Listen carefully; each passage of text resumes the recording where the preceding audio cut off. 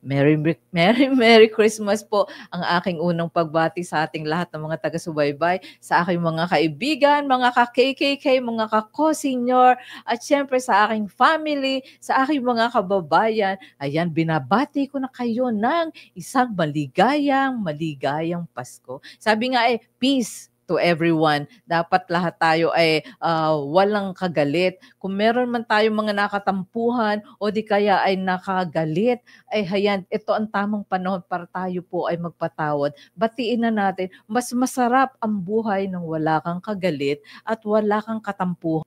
Nakakatuwa at nakaka-proud na meron na ulit tayong kababayan, isang Pinoy na ang pangalan ay si Sopronio Vasquez. Wow na wow, pasok siya. Winner siya sa The Voice. Sabi nga ay kauna-unahang Asian na nanalo, nagwagi at syempre Pinoy pa.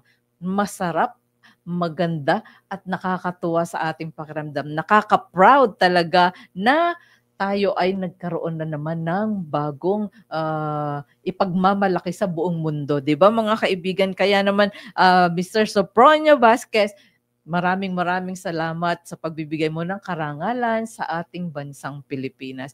Hello, shout out sa ating dyan. Sabi ng aking magandang kapatid na si Vel Kagayat Isaak.